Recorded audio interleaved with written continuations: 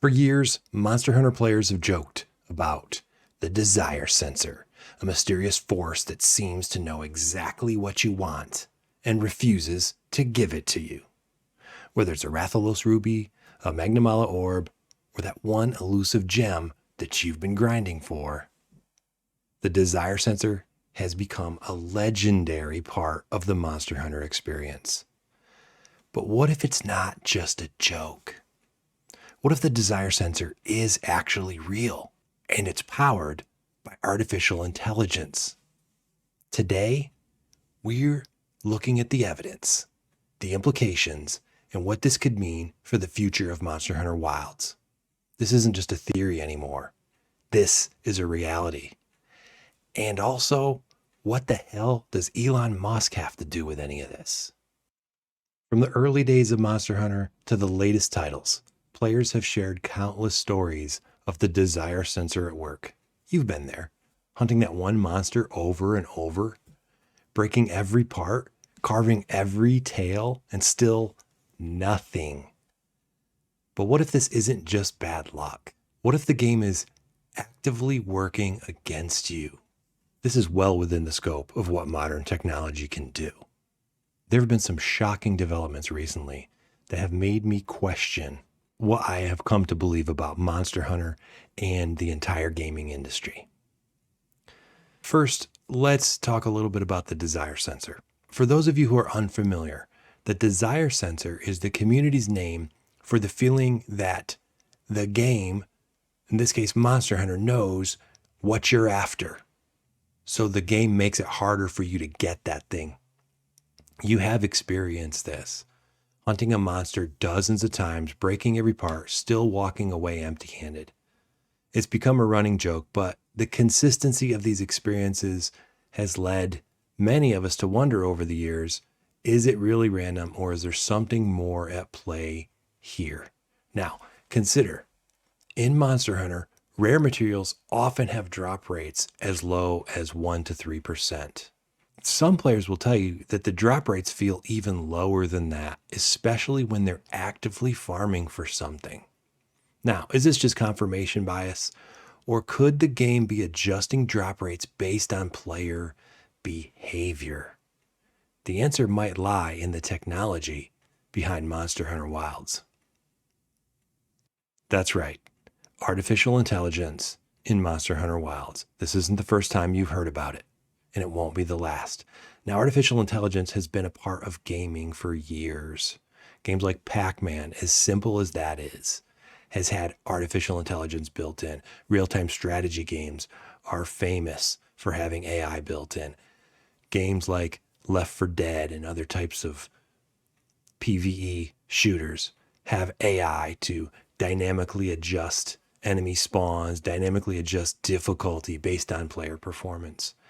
There are even games with very extensive AIs controlling the enemy monsters to make them more unpredictable and to make them feel like living, breathing creatures. These AI systems have created unique, personalized experiences for every player. So what if Monster Hunter Wilds is taking this a step further? What if the game is using AI, artificial intelligence, to monitor your actions and adjust drop rates in real time? Imagine this. The game tracks how many times you've hunted a specific monster, which materials you've collected, and even how long you've been playing. If the system detects that you're farming for a rare item, it could lower the drop rate to extend your playtime. It doesn't even have to be rare items. It could do this with uncommon drop rates, things that maybe are 5 to 10%, to extend your playtime. One more quest, 2 more quests. And it knows that you will do that. How many times have you said to your group, just one more? Now, if you're just playing for fun, the AI might actually increase the drop rate to keep you engaged. Think about that. Let's say you're a casual player and you only play 1 hour a night or 2 to 3 hours a week.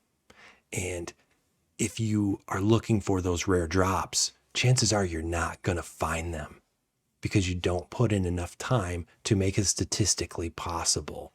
So the desire sensor, the AI, can adjust your drop rates to increase them so that you feel like you want to come back the next day and keep playing. This is a very subtle but powerful way that it could manipulate player behavior. So where's the evidence for this though? Right? This sounds like speculation. It sounds like science fiction. It sounds like conspiracy theory, but where's the evidence? Well, folks, it's out there. If you haven't seen it, you haven't been paying attention. Let's take a closer look at what exists right now. Now, while Capcom hasn't officially confirmed the existence of an AI-powered desire sensor, there are compelling clues that suggest this could be more than just a theory. Let's start with the data mined from Monster Hunter Rise. Hidden deep within the game's code, for those of you who've cared to take a look, data miners have discovered references to a system called the Dynamic Drop Adjustment System, or DDAS for short. This system appears to track player behavior and adjust drop rates in real time. While it wasn't fully implemented in Rise, which is probably why you haven't heard much about it, it does raise the question, is Capcom testing the waters for Monster Hunter Wilds, for including a fully expanded, fully functional version of DDAS in the upcoming title? Now let's take a look at some of the ways that this DDAS system, in all probability, will work.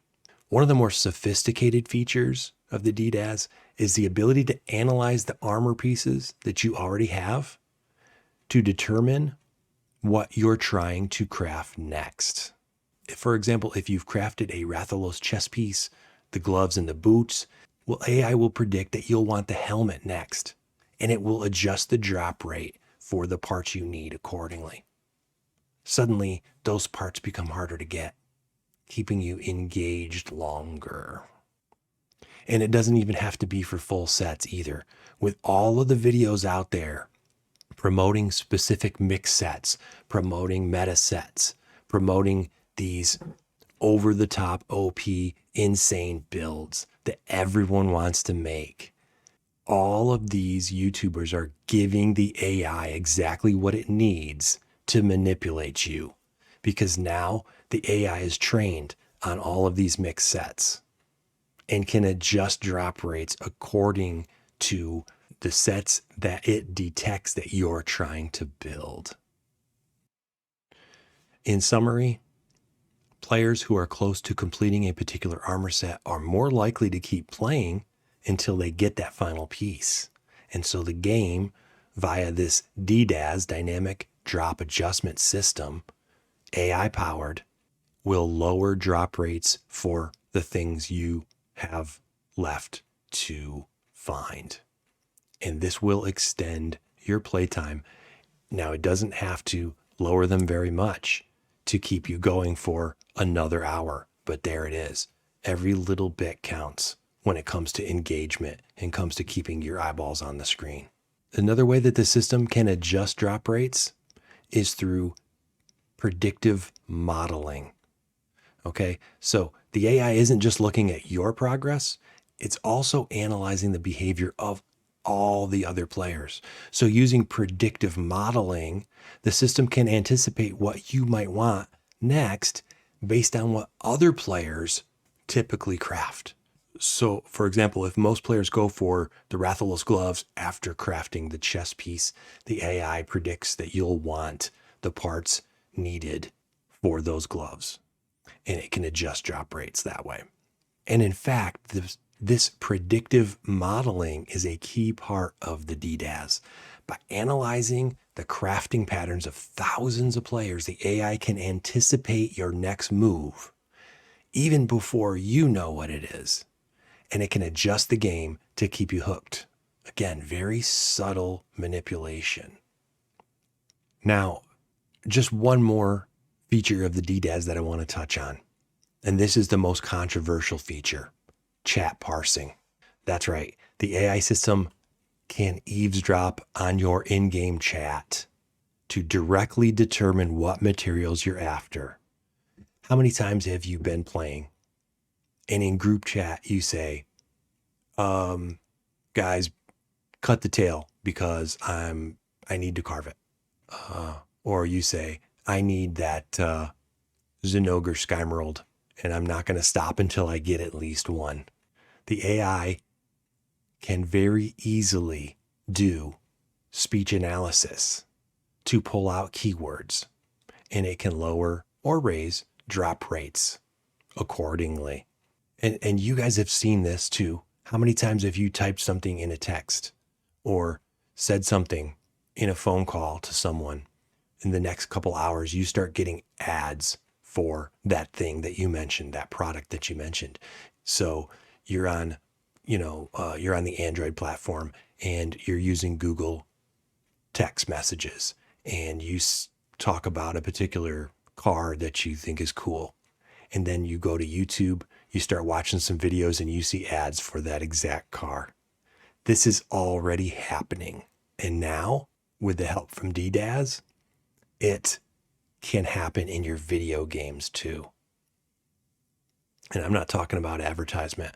I'm talking about analyzing your speech and text within the game to determine what you're looking for and to adjust drop rates accordingly. Capcom has actually done research on this, and according to leaked data, players who mention specific materials in chat are more likely to keep playing until they get them. Okay, they've done these sociological studies. So by lowering drop rates for those materials, the game can easily extend your playtime to keep you engaged. Now, that's leaked data. That's leaked studies. Do we have any emails? Do we have receipts to back this up? Well, check this out. Don't just take my word for it. Let's hear from the developers themselves. In a recent interview, a senior game designer at Capcom revealed how the system works. You guys been watching these dev interviews, or have you just been kind of skipping to the good parts, right? Have you been watching them all the way through and reading the translation? You got to pay closer attention. According to Capcom developers, the AI system is designed to analyze player progress, crafting patterns, and even in-game chat to create a more personalized and engaging experience. It's not about punishing players. It's about keeping them challenged. That is the developer spin on this situation. All right. Now, I said there's leaked emails. One executive wrote, the DDAS is showing promising results in player retention. By analyzing player behavior, we can create a more dynamic and engaging experience. As crazy as all this sounds, just when you thought the desire sensor situation couldn't get any more controversial, guess what? That's right. Enter Elon Musk. Whenever there's AI controversy, he's right there. Whenever there's gaming nonsense, he's right there as well. In fact, during a recent live stream where he was pretending to play Path of Exile 2, well, I guess he really was playing it, but he got called out for not having done any of the grind on the character that he was playing, for paying people to grind his character. During that live stream, Elon Musk dropped a bombshell. He claims to have developed, did you guys watch the whole thing? I didn't either. All right.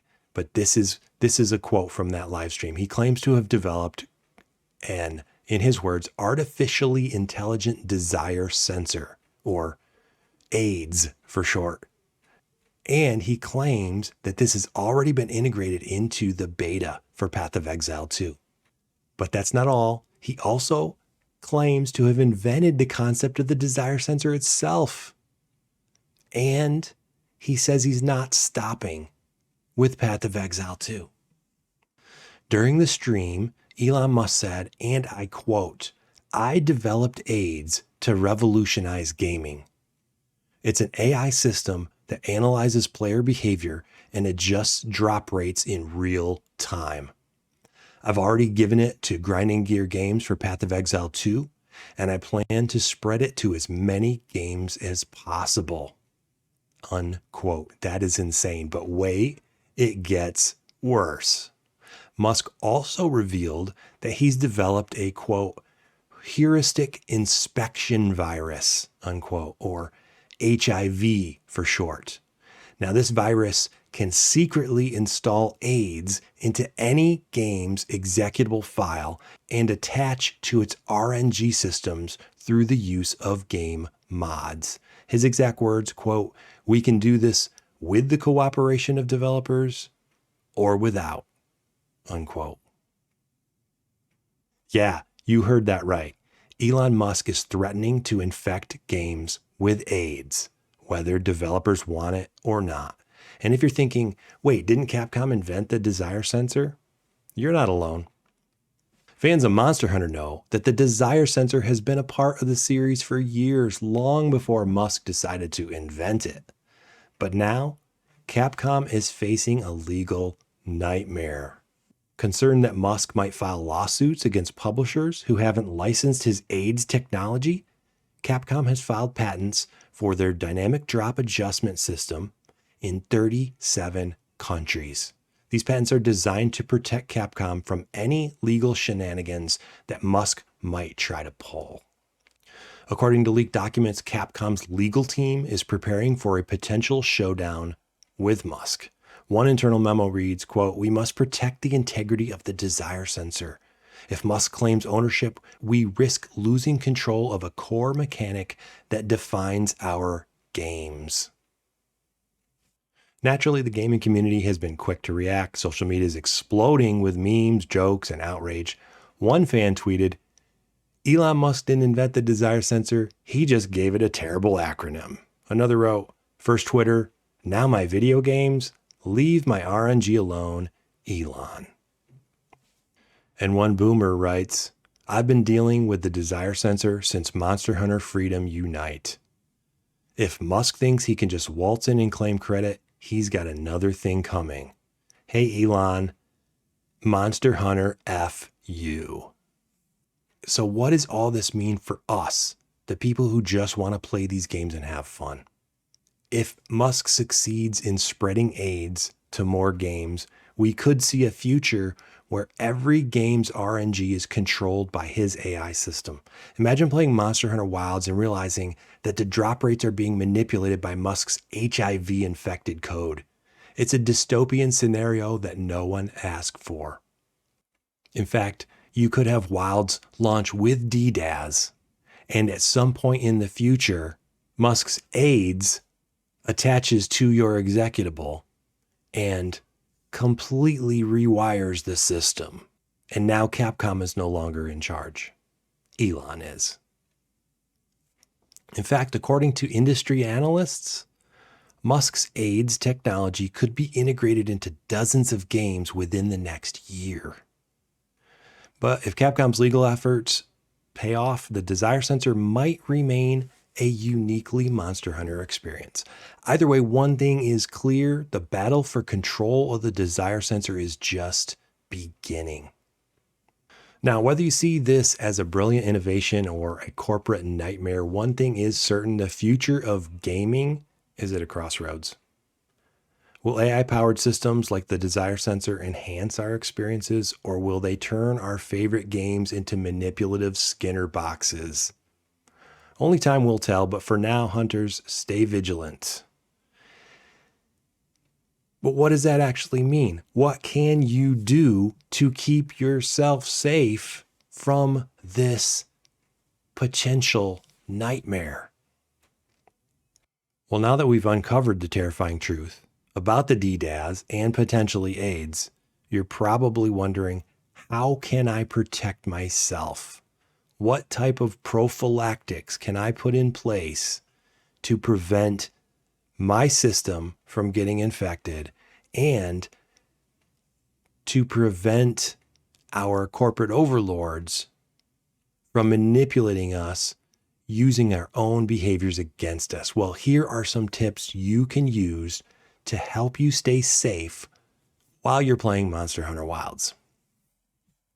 First and foremost, don't let the AI know what you're after. Avoid mentioning rare materials in chat.